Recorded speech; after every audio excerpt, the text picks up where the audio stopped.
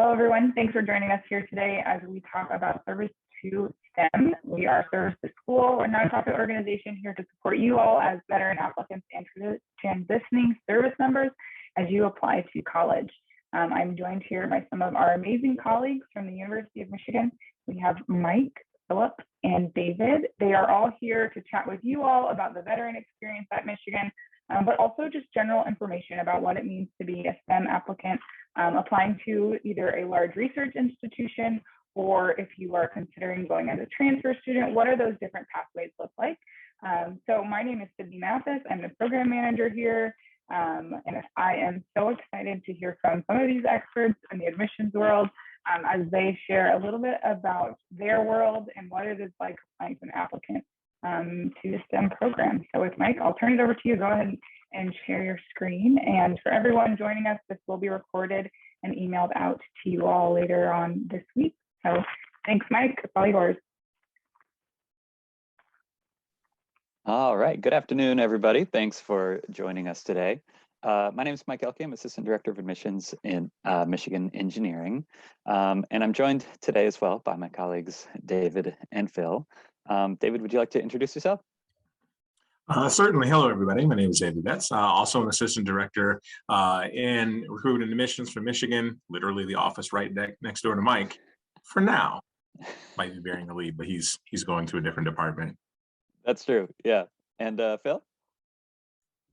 Hi, everybody. My name is Phil Larson. I coordinate veteran and military services at the University of Michigan. I help get students to the university and coordinate some of those efforts, and also help you as you transition in and through the University of Michigan. But I also do a lot of other work just kind of helping students in general.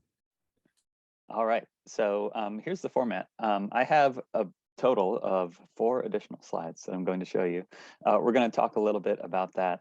But what I want the driver to be primarily is your questions. And so as you come up with questions, there should be a Q&A button sort of in the middle of your tool panel there. So just ask whatever questions you have right there in that Q&A, and you can start typing them in as soon as you're ready. So just throw whatever you're thinking about in there. We're just going to talk at you for a few minutes and then leave plenty of time for questions. By the way, David and Phil, please interrupt me at any point. So do not be even a little bit afraid to talk. Okay, so let's get started with just sort of a brief overview to get our bearings of what the transfer process sort of looks like. Okay, so you're a student, maybe you're currently at a community college or other university, maybe you're not. But here's sort of how the process will work for you. The first thing you need to do is enroll in transferable prerequisite coursework. Some pretty important words there. Transferable means you need to check with your future institution, such as Michigan or another place that you want to go, to make sure that the classes actually transfer. There should be databases online. Michigan certainly has one, but your universities will have a database online that says, the school that I'm currently enrolled in, will you take this class? And it'll list class by class of whether or not the courses come in. In addition to that, you see the word prerequisite. That implies that some institutions are going to look for sort of just general, sort of holistic admissions. Some institutions are going to say, specifically take these classes, and you must have these classes in order to get in. So do some research on the schools that you might be considering and enroll in that transferable prerequisite coursework.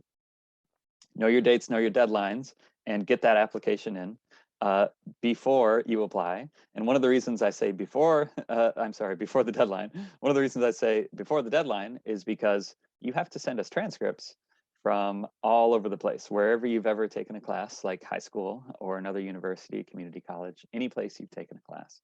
We need those transcripts, and those can take a couple of weeks to get to us or any institution. And so make sure that you are applying well before the deadline and sending documents into us.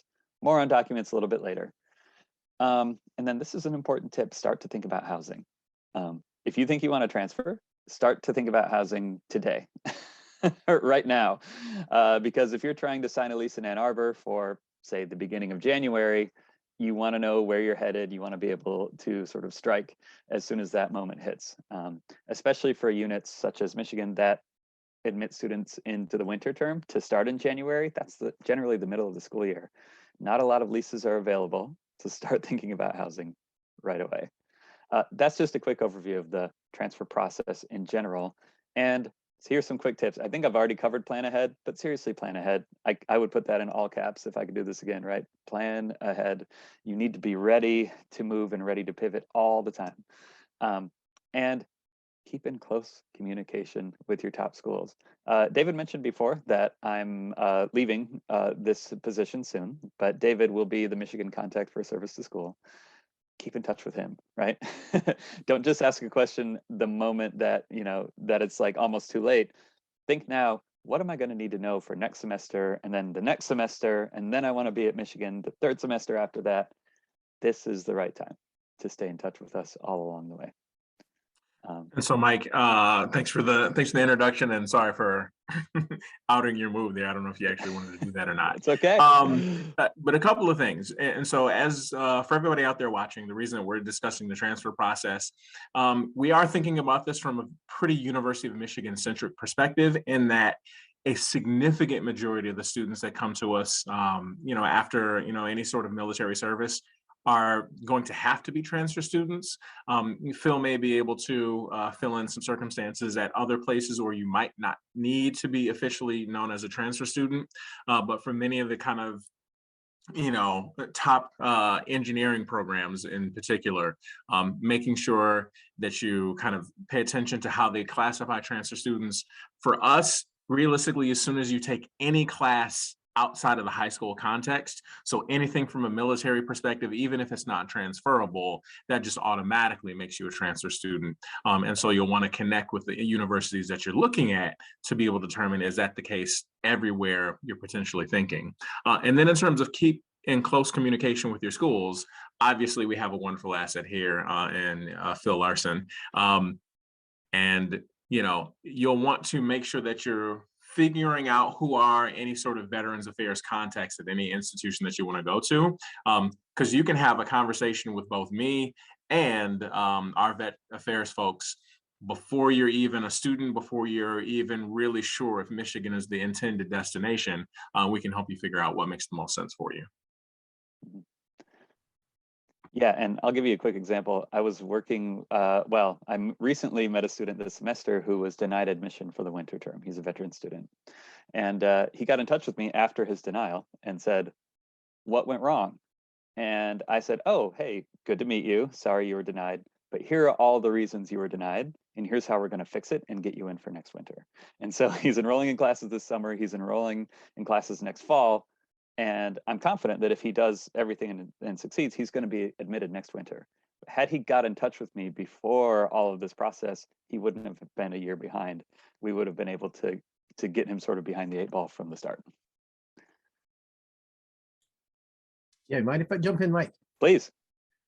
So a couple of things. I mean, as we think more broadly, I always talk to students, and I've talked to different students who call up, of looking at Michigan, but just in general, this is a good idea of determining why you want to come to a different school. So why Michigan? Why Ohio State? Why Michigan State? And figuring out what each one has different pluses and minuses. It could be a top ranked school. But the minus could be that it's a residential college, primarily residential college, and you want to do online. So certain schools wouldn't be, in that kind of league for you. Or if, the grades aren't quite there. Those, that may be a different offer that we have to look at. That you want to work full time while you go to school. That may be a thing that you want to look at too as well. So there's a lot of factors in with that. How are you going to pay for it? What are your transferability? If you're already 90 credits toward a degree and it has a prerequisites that, we won't take your prerequisites, that's maybe something you want to weigh on, whether you want to give up some of that time to go back to school and get a different degree from a different place. And so kind of look at school, I'm kind of baffled by the amount of people who do not look at the websites. Like, look at the websites of the school that you want to go to. Look deep into their websites. What kind of stuff do they offer? Not everybody offers everything else. As an extreme example for us, like, for grad school, if you want to be a veterinarian, it's not happening at Michigan. Like it's you have to look at a different school. If you want a criminal justice degree, we do not offer a criminal justice degree. And so inside of engineering, if there's a specific major or type of thing that you absolutely want to do, make sure that we actually have a class that, a major that actually covers that before deciding. And then looking at those grade requirements, what we said before, like transfer students, if you've taken a class like generally outside the military, generally 4-credit class, not an avionics tech class or anything else like that, but actually a class that English composition is a big one. Almost everybody takes that right off the bat. That class, yeah, you'd be a transfer student after that. If you want to look at, hey, I got excellent grades out of high school, I want to see if I can get into Michigan, talk to David and see whether that's this is what I got. What do you think my chances are? And we'll let you know what we think. And sometimes it's apply and let's see, because we got to see where you fit in with the rest of the folks applying. So that's a couple small things as we think about this start. Yeah, absolutely. Thank you, Phil and David. All right, a few more things I want to talk about. Here's some common questions that I've heard many times before, that I'm sure all of us in the room have heard before. Do my grades in high school matter? Let's talk about that for a second. So a common theme here is it depends on what university you're looking at. But generally speaking, what we want to understand in the admissions office is this: does your recent coursework demonstrate your ability to handle high-level math and science coursework? And so let's say you graduated high school in 2014 and you didn't do well, right? And you took Algebra 2 or Trig or something in your senior year, and it's just not great, and you're not happy with your high school performance. That's not a problem as long as you then enrolled in a university, took classes like Calculus 1 and Calculus 2, physics, chemistry, demonstrated that today in 2022, you're actually really proficient in those things. So generally speaking, as long as you prove to us that you're proficient in those things, your grades from high school aren't significant, at least in Michigan. What we're going to look at is your more recent work. We do need, however, your high school transcript just to prove that you graduated high school. So one of the prerequisites of getting into Michigan, and pretty much any university, is a high school diploma or some sort of equivalent like a GED or another document like that. Okay. Next common question that we hear a lot is, do my older college grades matter? Pretty similar answer here. You graduate high school 2014, go straight into college, and oh no, college didn't go well on the first try. A lot of people out there who went through this experience, sort of the same deal. I don't care if you took Calc 1 in first year and failed it, as long as you take Calc 1 again and get an A, right? And so, yes, you can retake classes. Again, we're looking for, can you demonstrate proficiency today? Are you good at it today? If you were really lousy in physics in 2015 or 2010, I don't care, as long as you're good at physics today. Common theme there. Here's another question, and Phil, maybe you can comment on this one too. Is my military experience enough to get me into a top engineering program? Well, here's what I'll say, and let me try to be as clear as possible. Your military experience is enough to make sure that you are extremely successful as an engineer. And it's great for you to be sort of on the ground with your hands dirty in a lab. Your experience alone isn't enough for admission, right? And so next slide, or 2 slides from now, we're going to talk about prerequisite courses and the classes that you need to take. But if you haven't demonstrated proficiency in calculus and chemistry and physics and the hard math and sciences in a college classroom, your experience isn't going to get you in the door. Would you like to add on to that, Phil? I think you covered enough. I think the enough part is that key word. Does it help you? Absolutely. Does it help? Because we know when you apply, like Mike just talked about I didn't do well so far before, and then I went into the military and now I'm doing better. We know that break settles you and has an effect on you and kind of focuses you. And so that military experience does show up on a blip on our radar, like, hey, let's take a look at this student. But as Mike said, nothing kind of beats that, having good college experience. So, and a lot of people do ask about, well, I took advanced, avionics again. Or I was in the nuke program in the Navy. Great schools and great training. the DoD in general, and I'm a veteran too, by the way, Air Force veteran, so I'm kind of speaking a little bit from experience on this. The DoD trains you for what it needs you to do in the military. It doesn't train you on a broad theory-based go out in the workforce. We train at Michigan and other schools. Well, our college courses are designed as for broad workforce environments where we're sending you on this vast workforce, and we're giving you some really good skill sets to be able to use when you get to, you know, Lockheed Martin or Raytheon or NASA or a host of other engineering, you know, Ford, a host of other engineering experiences. But we're not training you for just, you know, rocket engines or just to work on cars. And so our stuff is broad-based. DoD is very narrow-based. So while the military training you got will absolutely help you, even in coursework, it doesn't count for the kind of coursework that we need for prerequisites. Yep, thank you for that, Phil. Okay, so moving right along, I wanted to put together a list of things that, even if you're not considering Michigan, these are some things you want to look for. So definitely write down some of these notes and think about this as you approach the university experience. What application do they accept? So there are several different applications. Some universities just use their own application. The University of Michigan and 600 other universities use something called the Common Application. Up until approximately 2 weeks ago, the University of Michigan accepted the Coalition application. If you've heard of the Coalition application, it's kind of a competitor to the Common App. As of this year, we're no longer taking it at Michigan, but other schools still do. So what application do I even need to fill out in order to be considered? Deadlines and start dates. Here's the reason I put start dates. For example, to apply to begin in the fall, which the fall begins in September here in Michigan, everything has to be into us and finalized no later than February 1st, right?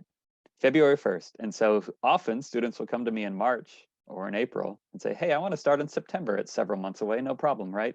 No, you've already missed the deadline by months, right? And so think about, what are the start dates? When might you be able to start? And working backward from there, when would you have to submit your application? By the way, I mentioned before, submitting an application means everything is into us. Not just your essays and application, but also your transcripts, which are sent in from sometimes far away. Okay, are there prerequisite courses? At Michigan, there are. Every university is going to have a different set of standards for transfer admission. At Michigan, often we will compare you to the standards as opposed to comparing you to other students. So for us, mostly it's, are you meeting sort of the spirit of our admission guidelines? And generally speaking, if the answer is yes, you can feel pretty confident about your admission process. There are a lot of other schools out there that take far fewer transfer students. Michigan engineering tends to be pretty friendly to transfer students, where you are in a pool of 300 students competing for 50 slots, right? And so the admissions paradigms are going to look different at every institution. So begin to familiarize yourself with those things at the place where you're applying to transfer. Speaking of which, I mentioned this before, do your courses transfer? Man, it's surprising how many times sometimes you see courses that come over and it's from, let's see, University of Illinois, Urbana-Champaign has a fantastic engineering program, and there are calculus classes that Michigan won't accept. It doesn't mean that they're not a good school, because they are. There are differential equations previously didn't come over from Cornell, right? Cornell, I don't know if you've heard of them, they're an okay school, right? And we wouldn't accept some of their math credit. And that's just because of what we teach in math, and what they taught in math just doesn't align very well. And our math department can be kind of ornery about that sometimes. It's fine. But you need to understand, even if you're at a top university or at a community college or anywhere else that you might be, will this class that you're in transfer to the place that you want to go? You can never be sure of whether or not it will, so verify that. Finally, are standardized tests required? At Michigan, they're not. So if you want to transfer to be an engineering student at Michigan, don't even send it to us. We don't want to see it. You'll waste your money. Some other classes, some other schools, they might look for that. So as you think about applying to these different institutions, these are some of the questions you want to have in mind as you plan ahead, which has been a common theme here. David, Phil, anything to add on these?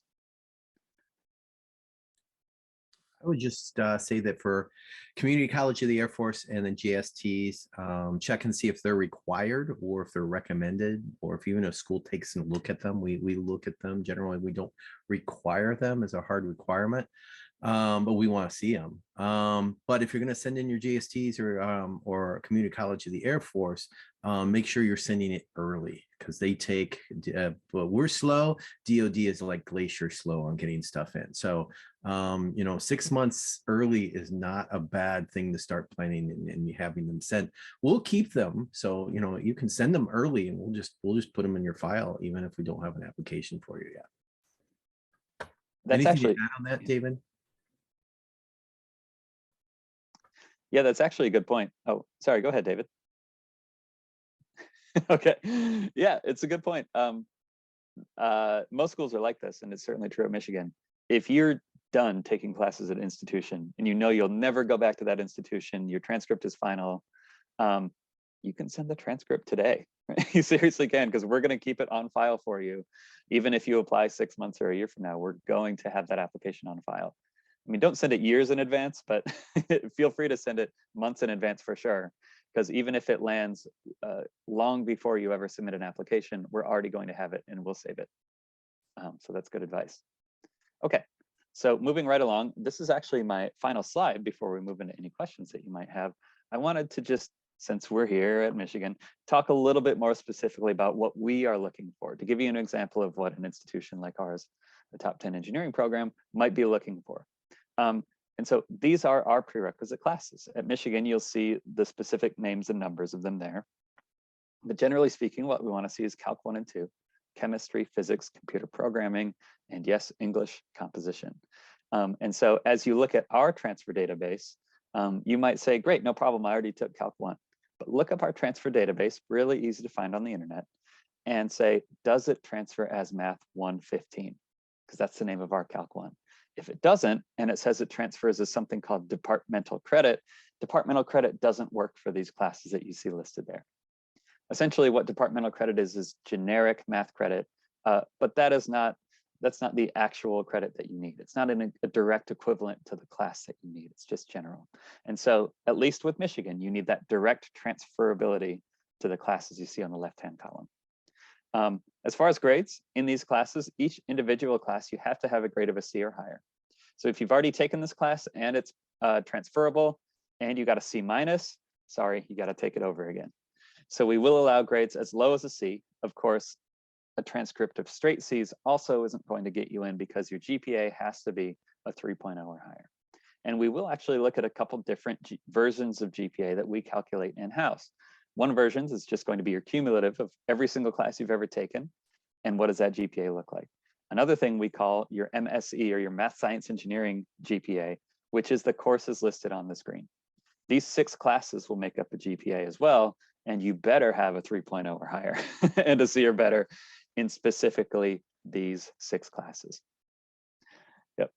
All right, so deadlines for admission, you see October 1st and February 1st for winter. Here in at Michigan, winter means the January term and fall means the September term.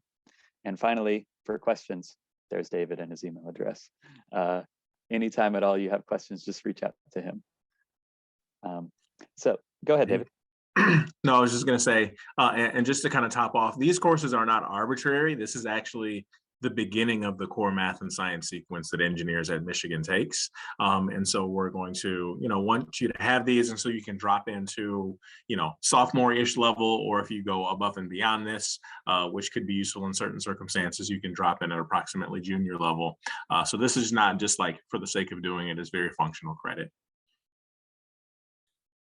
And I will say, for folks who checked in like 3 years ago, I think it was 3 years ago, they changed these. So it used to be 4 math classes that you had to take, and now it's 2.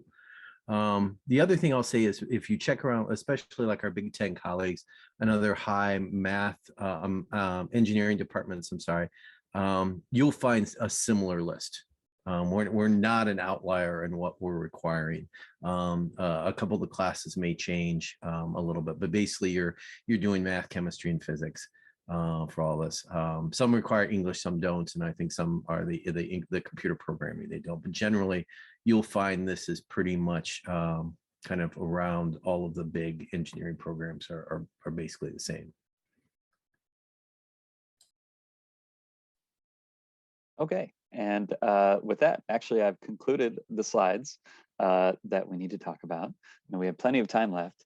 So I'd like to open up the floor to any questions that you have. So please feel free to write them into the Q&A box, and we can address any other concerns you might have.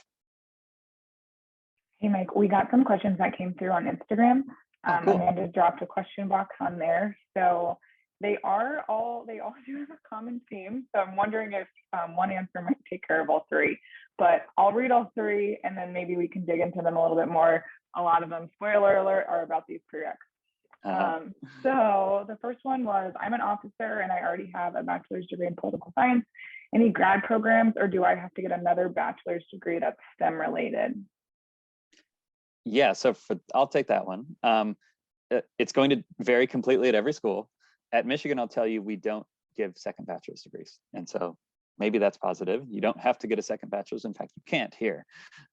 So I would recommend reaching out to the department contacts, because at least here, every individual academic department on the grad side has a specific admissions process and admissions person. So let's just say it was mechanical engineering. The person would want to get in touch with the mechanical engineering graduate admissions team. Probably there are going to be some prerequisite courses that are required in order to pursue that master's degree. And so it might be the case that they're at a community college or another institution for a semester or two, knocking out a couple of classes. But you'll want to talk to your graduate admissions contacts. And if you're thinking outside of Michigan, ask the admissions office if they do second bachelor's or not. Great. Oh, Phil, do you have something to add? Yes. You can also get the post 9/11 GI Bill. And sometimes, depending on your voc rehab counselor, the voc rehab program to cover it. For the post 9/11 GI Bill, what you would need to do is reach out to the institution that you want to get the degree from. Have them tell you what kind of classes you need, get that on paper. And when you take those classes at another institution, like for us, if you took it, for us, you'd be a non-degree seeking student taking those classes to get the recommendations up. The non-degree seeking student is you're not looking for a degree, you're just taking some classes, usually to do a prerequisite, or like some folks, if they're retired, they just want to take a class or two just to have fun, right? But for you, when you have that piece of paper and you turn it into the certifying official saying that, hey, I'm taking classes to get them into a master's program, those can be covered under the post 9/11 GI Bill.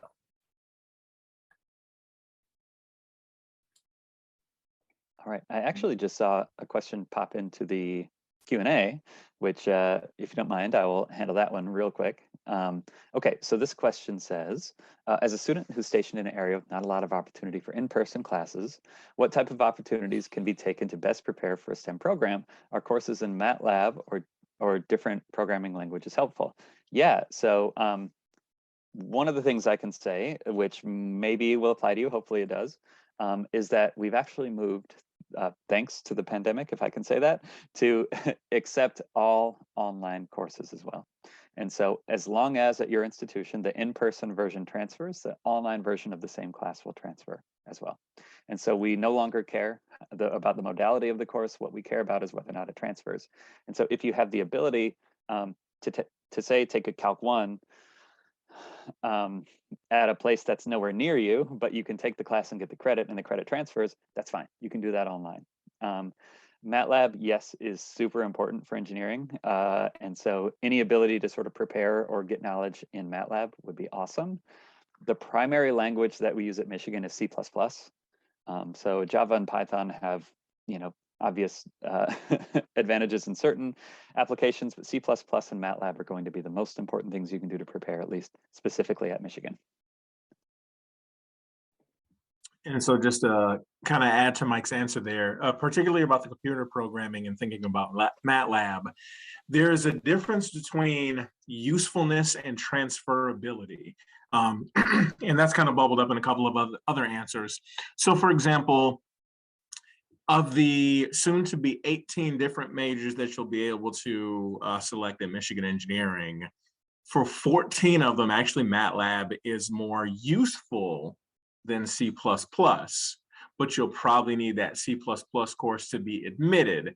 So it's a very fascinating dichotomy in a situation that you have to manage. But yes, if you're a future mechanical or nuclear or naval architecture, marine engineer, then MATLAB, just having some exposure to it, absolutely beneficial.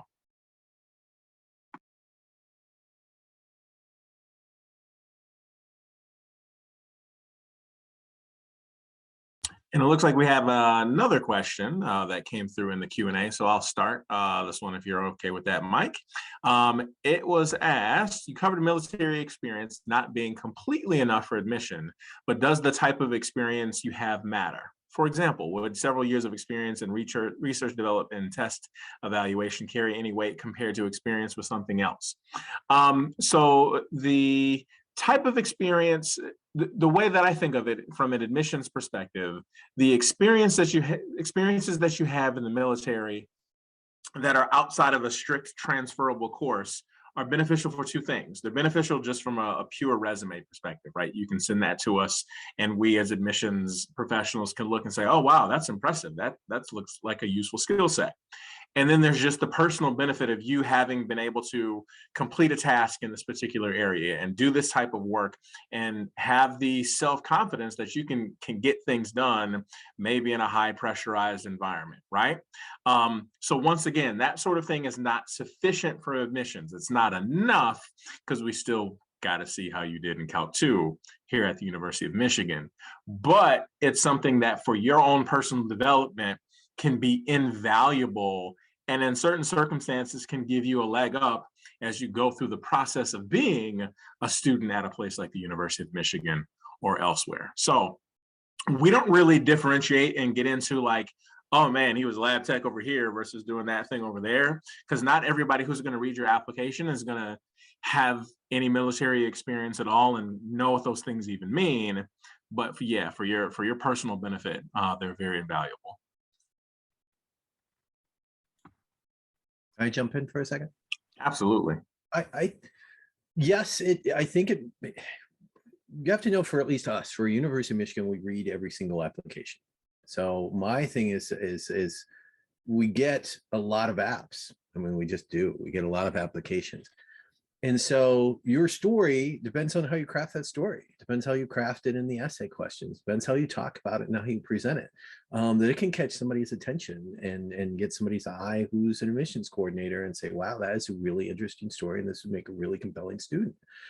We look at experiences on our campus also to diversify our lecture halls and our in-class experiences and our student population. So if you're talking about your experiences in the military, it doesn't just have to be like, hey, I was in the depths of a nuclear submarine fixing, turning wrenches and tightening bolts. It definitely should be your experience on working with other people in a high stress environment, of working with people around the country and around the world, of seeing different places and different cultures and how you interacted with them, of coming from one place, whether it be a small town in the UP or Detroit, and going off and serving and working with people from all over the country. That's something that gets the admissions folks' attention. Writing about your experiences, not just from a technical point, even though I think that would be cool, all of the experiences the military has in there. And to get to David's point, by the way, I tell people this too, write your essays and your military experience, craft those for anybody you're applying to, because 94% of the American population has never been in the military. So you're going to have to describe your military experience like you would your mom, like the way you talk to your mom about what you do today, honey. Like that's how you're describing, or your aunt or your grandma or somebody else like that. That's how you're describing your military experience is, in the very civilian vernacular. Because they don't know a destroyer from a landing craft or an F-18 from an F-14 or B-1. So they don't know those numbers. They don't know what an E5 is versus an O5, and there's vast differences, by the way, of those two kind of trajectories. They don't know it. So describe everything and craft it like you would to a civilian. In fact, let a civilian read over your application and make sure it makes sense. Yeah, that's true, and that would be appreciated. I can verify that the more description that you add, the better that we understand your application. Were there other questions out there, Sydney? Did you see anything else? Yeah, like I said, they're all kind of under that same umbrella, but I think one of you touched a little bit about maybe auditing or going non-degree, but I get questions all the time from students that say, should I take a class just to show that I'm capable, even if I don't anticipate on transferring the credit? David, you could chime in too. I'll give my knee-jerk response. Should you take a class just to show you're capable, whether or not you advance the credit?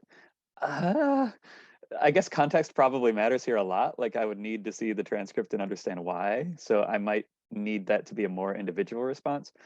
My initial reaction is no, because we have a specific set of courses we want to see. And so if you take a course that we're not looking for, we're probably maybe don't care. But I'm not sure that I could give a blanket answer that applies to everyone in every situation. And I think I'm in the same situation, Mike. It's very dependent on things. There are circumstances where folks will leave the military, go to a community college, and have a blend of like technical coursework as well as like the more theoretical academic coursework. And you know how you did in tech class A generally doesn't have a lot of bearing unless you can help. Unless you can kind of provide further context, right? Unless we can evaluate it in terms of, there's additional workload. And so you're not just taking one class at a time, but you're doing a science class as well as a technical class, and you have these other responsibilities. So taking a class just for the sake of doing so and saying, hey, I can put this thing together is usually not the best advice, but there are circumstances where non-transferable courses can help build out the entire picture of a student, of an applicant. And we can say, oh, wow, that's a course load on top of this family responsibility on top of that thing over there. And it can help, illuminate who you are as a person. And so they're not, courses that aren't transferable aren't necessarily worthless. But yeah, it's very much something that we have to look at in context and of who you actually are and where you're at. Yeah, and I mentioned before. Oh, I'm sorry. Go ahead, Sydney. No, I was gonna segue that into another question. So you okay. I was just going to say. Can I jump in too? Of course, please, Phil. Sorry. It can hurt you in a couple of ways. I mean, I would be very careful on taking courses. Like, let's say you're in Okinawa and there's no way you can take online courses, but I'm just going to take a college course. Definitely talk to somebody first. Because it can hurt you in a very specific way. And I'll also segue into another advice I have for folks too. One is there's a limit. We offer what's called the Go Blue Guarantee, and other universities have this too, where it's financial aid that will help you pay for college, even if you're not using post 9/11 GI Bill. So you can save your post 9/11 GI Bill for like grad school or professional school. But we will help for us if you make under a certain amount, and others, again, other universities do this too. I know Ohio State does it, that we will pay for your school. Now, the caveat is there's only a certain amount of credits that you can have on your transcript in total for us to be able to pay, especially out of federal funds, to help with federal funds, for us to be able to finance your education. It's about 160 credit hours. Once you reach the 160 credit hours, financially it becomes a lot more difficult. I mean, it can happen, but it's painful. And in whatever course you take, always counts on that 160 credit hours, even if it never transfers into Michigan, even if we don't like it, even if it does nothing for you to get for your degree, it still counts against that 160 credit hour mark. And so taking courses with that in mind, you need to kind of think about, will this affect my financial aid later? The other thing I'll mention too in this is a lot of places will take your JSTs, your community college of the Air Force credits, like again, that avionics work that you did or the nuclear sub work that you did before, and they'll put those as college credits. Those also stay on your transcript forever and ever, amen, even if we will never accept them for college credits. So my advice to everybody listening always is never let anyone take your credits that you got from the military training Never let them put them on your transcript until you talk to your final destination school. So if we'll take them, great, it advances you toward your degree program. If Ohio State takes them, great, it advances them to your degree program. Otherwise, it just sits on your transcripts, and A, makes you pay more for college because it puts you in that junior category sooner, credit-wise, and it decreases your financial aid. So just be very careful about credit because it can be a really weird double-edged sword. And I have students all the time that regret their decisions 4 years ago of letting community college X accept all their military credit. You know, we'll give you 60 credit hours. That's really harmful to your future kind of financial aid prospects. We'll get you through college, but we're going to have to figure out how to finance and other things for it too. Phil, is that Forever and Ever Amen a Randy Travis reference? Yes, if forever and ever, amen. I know that's really my Catholic upbringing reference. Really, it's just we're versatile folks. Long time hanging around nuns. That's why. So that was really helpful as far as how that could impact financial aid. I didn't even know that. So thanks for sharing that piece. David, you mentioned a little bit about kind of the overall telling your story, and you talked about family responsibilities. And because a lot of our applicants are adult learners and have responsibilities outside of, you know, the classroom, we spend a lot of time with our applicants working on their essays and helping them tell that story, and a lot of time on the personal statement, supplements, but also the vet link addendum. And so I know you're very familiar with the vet link addendum. Can you talk a little bit about how our applicants can share their experiences in the military, especially if they are within, you know, a STEM related field, on either one of those essay outlets, and where you think it might be better in a personal statement versus on the vet link addendum? So perhaps I'll start, and Phil, and you can kind of be the closer here. So just in the application, so right at the University of Michigan, we're going to ask for several different essays. Among the things that we're going to ask for, we're really going to essentially ask why Michigan and why what you're studying at University of Michigan. The essay prompt is like, what unique qualities attract you to the specific school or college you're applying to? That means why mechanical engineering at the University of Michigan, as an example. But there are other essays where we're going to ask about the community that you're a part of, and some other things can bubble up because you'll do personal statements through the general application. And so realistically, it's about making sure that you let us know who you are, you relate to those prompts, but you can answer those prompts in a variety of different ways. You can take your military experience and absolutely use it as material for that kind of community essay. What community do you belong to? And you can do a bunch of different things with that. You can say, hey, I was in the Air Force, and the Air Force means this to me, and that informs my personality in this capacity. Or you can say, I am from that side of town in that city, and going to the Air Force shaped my experiences such that I want to give back to that side of town in that city. And you can do a lot of different things with that. And realistically, you can also spin that military experience into the why you want to do engineering at Michigan, right? So those experiences are very valuable. They help to round out who you are as an applicant beyond just, I have an A- in Calculus 1, right? We're looking for that.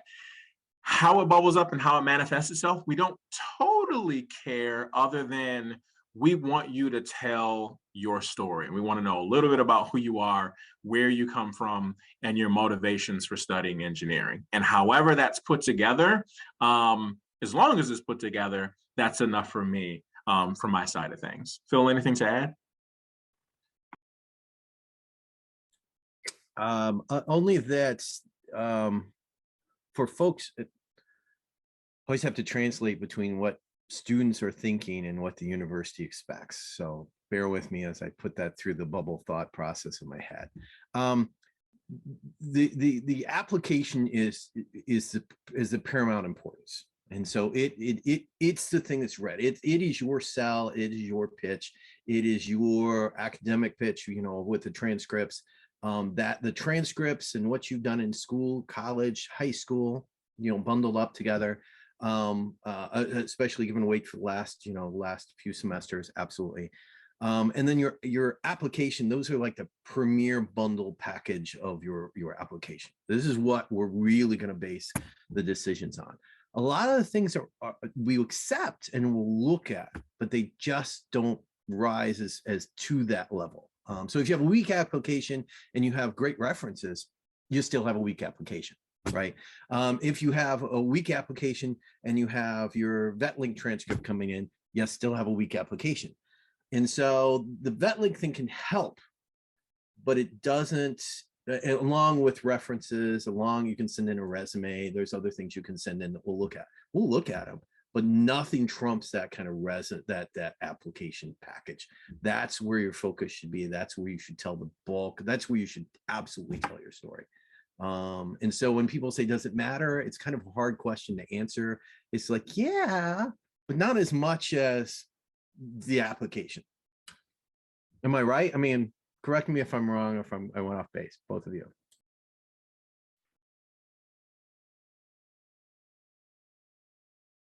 Great. Anything else that David, Phil, Mike, you all would like to add before we wrap things up today? I don't have anything new to say, but I would just reiterate, find out early, plan ahead, communicate with your people. It is so important to have a plan. And by the way, I can say this very plainly for myself, David, and Phil, we have the same goal that you have, right? If you want to be here, we want you to be here. And so even though we're the Office of Admissions, we're not gatekeepers, we're gate openers, right? We admit people. We're not the Office of Denial, we're the Office of Admission, and that's what we do. That's what we want to do. So even if you get that denial letter, get in touch with us. Let's figure out how to get you here and work together toward the common goal, which is your admission. And think about it that way. Ditto. My thing would be dream big. Dream big. And find out also what you want to do versus what you think you have to do.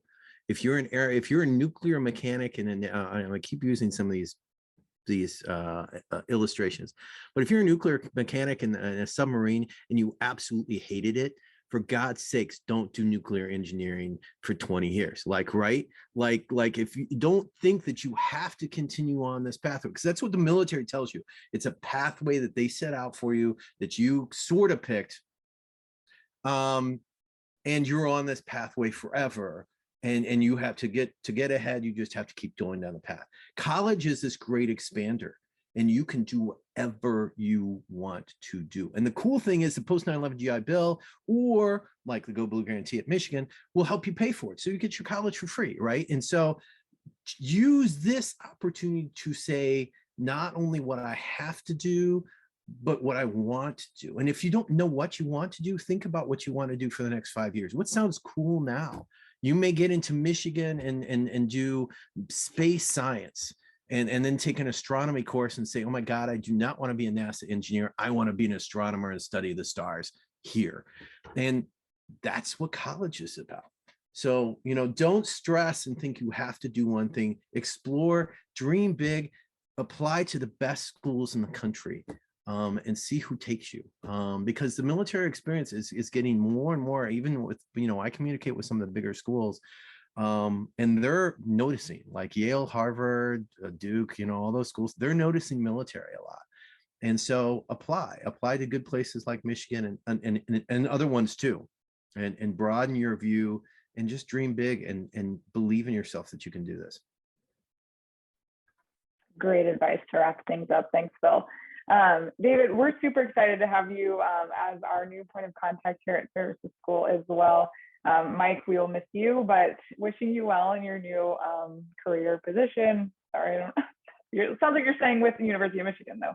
Yeah. So within the same institution. So excited to see where you all head off. But other than that, David, I'm sure we'll be in touch with you as we chat a little bit more about doing some more events like this and how we can better support our veteran applicants. For anyone as an applicant on the call, if you would like an introduction between David or Phil, absolutely reach out to myself. I'm happy to do that handoff for you all so you all can get connected and plugged in early, or if you're looking at this next application timeline, so we can get the ball rolling. But thank you all so much for your time, your energy, and your information today. I know it is incredibly valuable to our applicants, but I'm always learning something new as well. So wishing you all the best. Enjoy the rest of your week, and everyone take care. We'll see you around. Thanks, everybody. Have a good one.